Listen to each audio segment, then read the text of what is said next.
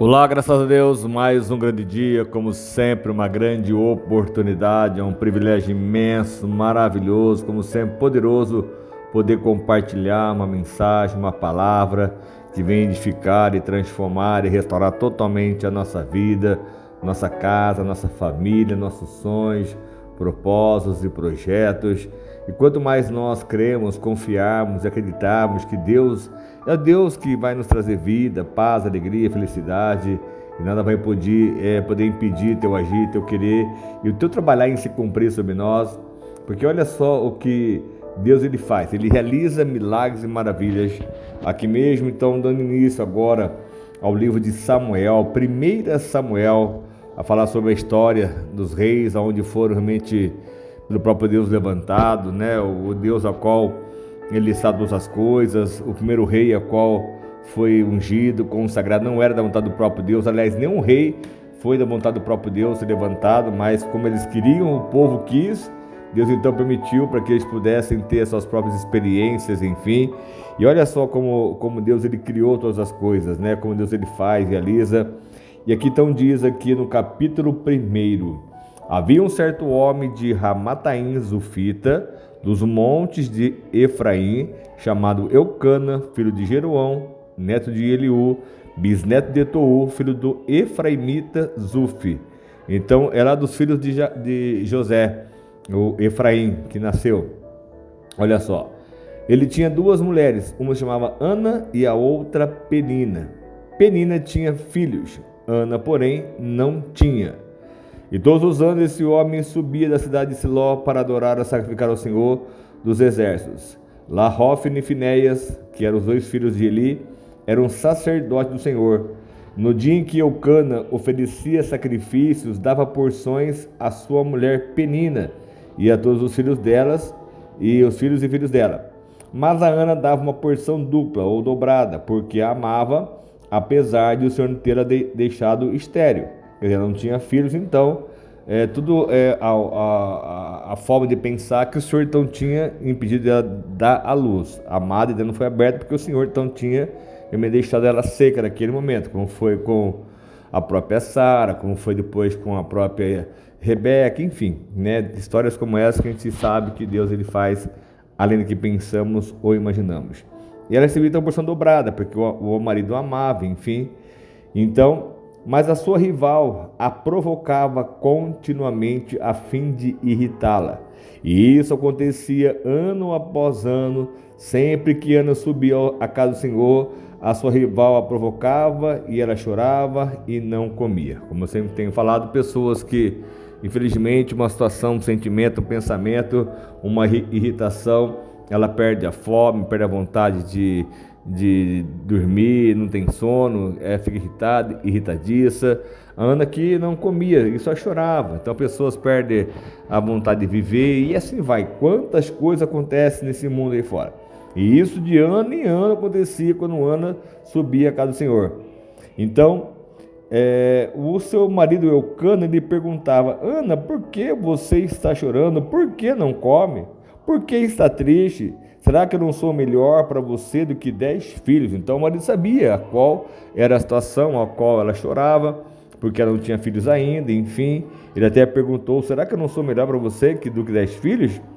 E certa vez, quando terminou de comer e beber em Siló, estando o sacerdote Eli sentado numa cadeira junto à entrada do santuário do Senhor, Ana se levantou e com uma alma amargurada chorou muito e orou ao Senhor, dizendo, e fez um voto: ó Senhor dos exércitos, se tu deres atenção à humilhação da tua serva, te lembrares de mim e não te esqueceres da tua serva, mas lhe deres um filho, então eu o dedicarei ao Senhor por todos os dias da sua vida, e o seu cabelo e a sua barba nunca serão cortados. Quer dizer, ela fez um voto de Nazireu ao próprio Deus. Enquanto ela continuava a orar diante do Senhor, Eli fez uma observação da sua boca. Como Ana orava silenciosamente, os seus lábios se mexiam, mas não ouvia a sua voz. Você vê que então ela clamava a Deus, mas não com voz alta. Ela estava ali chorando, falando com Deus, da sua amargura de alma, enfim. Ela não, às vezes, lançava palavras fora, mas estava ali orando, clamando de forma interna, enfim, falando com o próprio Deus. Ela orava, aqui como diz a Bíblia, silenciosamente, seus lábios se moviam, mas não se ouvia a sua voz. Então ele pensou que ela estivesse embriagada. Olha só, ele disse: até quando você vai continuar embriagada, filha? Abandone o vinho, olha só. E Ana respondeu: não se trata disso, meu senhor, sou uma mulher muito angustiada, não bebi vinho, nem bebida fermentada, eu estou derramando minha alma diante do Senhor. Não julgue tua serva uma mulher vadia. Estou aqui orando até agora por causa da minha grande angústia e tristeza. E ele respondeu: vai em paz então, filha, e o que o Deus de Israel conceda o que você pediu. A filha fica por mim, tá? Porque eu que gosto de chamar as pessoas de filha, e filha, enfim, é um hábito meu, que eu gosto, enfim, não sei, é um hábito. E ela disse então: espere que seja benevolente para com a tua serva. Então ela seguiu o seu caminho, comeu, e o seu rosto não estava mais abatido, mais triste. E na manhã seguinte eles se levantaram e adoraram o Senhor. E então voltaram para casa em Ramá. Eucana então teve relações com sua mulher Ana, e o Senhor se lembrou dela. Olha que lindo, né? Ela fez um voto com o Senhor, já voltando para casa, o Senhor já se lembrou dela, e assim Ana engravidou, e no devido tempo, né, deu luz a um filho, do nome de Samuel, porque eu disse: eu pedi ao Senhor. Então Samuel é aquele que significa que ela pediu a Deus um filho, e Deus a ouviu, a concedeu. E a Ana então, ela foi no ano seguinte, aqui no 21, subiu com toda a sua família para oferecer o sacrifício anual ao Senhor e para cumprir o seu voto. Ana não foi e disse a seu marido: depois que o menino for desmamado, eu levarei e vou apresentar ao Senhor, e ele morará ali para sempre. Então ela fez um voto de entregar o seu filho no templo para ser ensinado pelo profeta, enfim, pelo pastor na época. E aí onde então ela disse: ó, eu não vou esse ano, eu vou esperar cumprir então realmente o desmame, e para que eu possa levar ao seu apresentar, e ali ele vai morar para sempre. E seu marido Eucana disse: faça o que parecer melhor aos seus próprios olhos. Fique aqui então até desmamá-lo, que o Senhor apenas confirme a palavra dele. Então, quer dizer, então que você apenas venha fazer o que você falou para ele. Então ela ficou em casa, criou seu filho até que o desmamou. Depois de desmamá-lo, levou o menino ainda pequeno à casa do Senhor em Siló, com um novilho de 3 anos de idade, uma arroba de farinha, uma vasilha de couro cheia de vinho. Eles sacrificaram o novilho e levaram o menino a Eli, e ela lhe disse: meu senhor, juro por tua vida que eu sou a mulher que esteve aqui ao teu lado orando ao Senhor. Era este menino que eu pedia, e o Senhor concedeu-me o pedido. Por isso agora eu dedico ao Senhor por toda a sua vida, e vai ser dedicado ao Senhor. E ali adoraram o próprio Deus, o próprio Senhor. Então olha só que maravilha, né? Quando Deus ele ouve a oração, né? Como até diz aqui que o Samuel, pela palavra hebraica, significa ouvido por Deus, né? Deus ouviu a oração. Então isso é fantástico, Deus sempre ouve as nossas orações. Se nós cumprimos realmente conforme manda a palavra, o nosso voto, quando nós abrimos a nossa boca e falamos com Deus, né? Você se entrega ao Senhor, você fala com Ele, você se entrega a Deus de verdade. Como Deus tem o prazer de fazer e operar milagres, maravilhas, de forma assim surpreendente. E tudo tinha um propósito, o próprio Deus, né? Nasceu um filho aqui dos Efraimitas, um sacerdote, como foi Samuel, que foi formado na casa de Eli. Algo assim fantástico, algo assim poderoso, maravilhoso, e que Deus sempre venha nos conceder sempre o nosso favor, que Ele venha sempre ouvir as nossas orações, que Ele venha sempre nos favorecer, que Ele venha sempre nos entregar o melhor, porque Deus faz o melhor para cada um de nós. Então, se assim nós cremos, confiarmos, acreditarmos, nada poderá impedir o teu agir, o teu querer e o teu trabalhar em se cumprir sobre nós. Então, aqui temos vários fatos, né, várias maneiras que o próprio profeta, o Eli, quando viu a Ana, achou que estava embriagada, julgou naquele momento, sem saber na verdade o que estava em seus lábios, em seu coração, na sua boca, no seu corpo. Ele foi falando: olha, larga de ti o vinho, filha. Não, olha, você está embriagada, né? Na casa do Senhor isso não é bom fazer, tal. E ela não estava ali com a sua alma angustiada, chorando, clamando, buscando no Senhor uma vitória.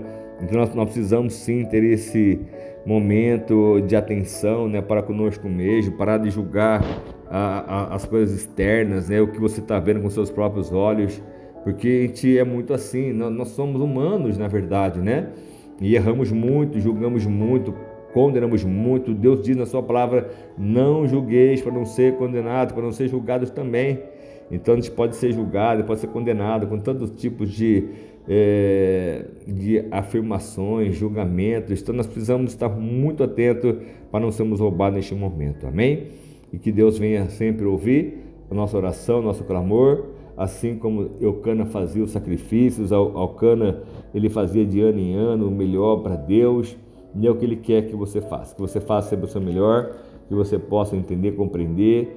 Viu que a Ana também não se zangou com o próprio pastor ou profeta da época, não foi bater boca com ele, não foi questionar ele, mas disse a ele: olha, não olhe assim a tua filha como uma vadia, não faça isso não, eu não estou realmente embriagado, eu estou aqui com a minha alma amargurada, a minha angústia, enfim. E o profeta disse: então, o que o Senhor ouça, o que o Senhor ouve, venha ouvir a sua oração, a sua petição. E assim foi. Ele abençoou a Ana, e ela foi altamente abençoada, foi consagrada, e já assim, o próprio Deus lembrou dela assim que voltou para casa, que ela teve relações com seu esposo, e já realmente veio o Samuelzinho para poder ser um profeta em Israel, para poder fazer diferença em Israel. Logo vamos lá também na manhã no capítulo 2, que Deus já se revelou a ele. E, enfim, nós precisamos apenas estar atento à voz de Deus para que Ele possa sempre se revelar e falar fortemente conosco, com o nosso coração. Amém? Em nome de Jesus. Senhor amado Pai, mais uma vez eu quero te agradecer por este momento, essa grande oportunidade, esse privilégio de estarmos aqui na Tua presença e poder te louvar, poder sempre te adorar, saber que a Tua presença vai fazer a diferença sobre a nossa vida e que Teu Espírito Santo, meu Pai, Ele fala de forma muito profunda em nossa alma e em nosso coração, que nada, meu Pai, possa nos impedir chegar ao lugar desejado, que a Tua presença ela fale conosco, nos oriente sempre, Jesus, e que a Tua paz ela possa reinar, que ela possa governar e transformar abundantemente a nossa vida no Senhor, porque ninguém pode invalidar, ninguém pode impedir, meu Pai, o Teu querer de se cumprir sobre nós. Então peço a Tua bênção e eu dou a minha bênção sempre, com a certeza da vitória, da resposta dos milagres, meu Pai, que o Senhor vai honrar e abençoar abundantemente a nossa vida, sempre, em nome de Jesus, amém? Que Deus te abençoe muito e prospere muito. O que você precisar, pode contar conosco sempre, nossas orações, e que a paz de Deus ela venha reinar, que ela venha governar de forma muito especial sobre nós, sempre, em nome do Filho amado de Jesus, amém? Deus abençoe muito, fica com Deus.